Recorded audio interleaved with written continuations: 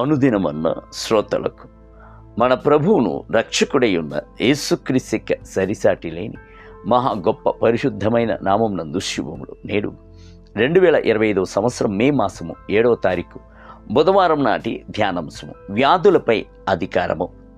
లూకాసు వార్త 9వ అధ్యాయము 2వ వచనం నందు సమస్తమైన దెయ్యముల మీద శక్తిని, అధికారమును, రోగములు స్వస్థపరచు వరమును వారికి అనుగ్రహించి దేవుని రాజ్యమును ప్రకటించుటకును రోగులను స్వస్థపరచుటకును వారిని పంపాను.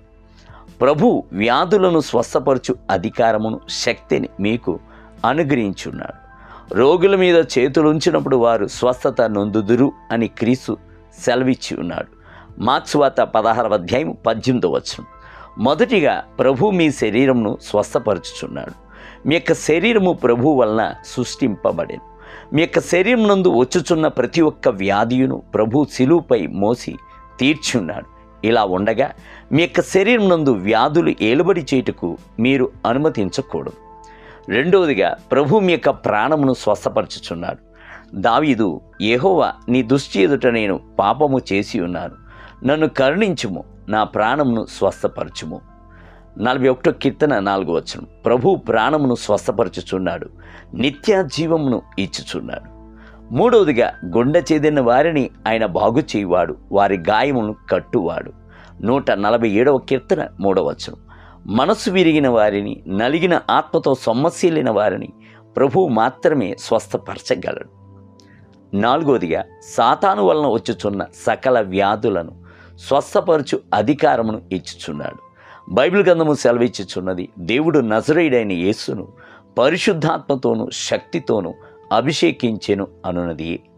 దేవుడు ఆయనకు తోడై ఉండెను గనక ఆయన మేలు చేయుచు అపవాది చేత పీడింపబడిన వారందరినీ స్వస్థపరచుచు సంచరించుచుండెను.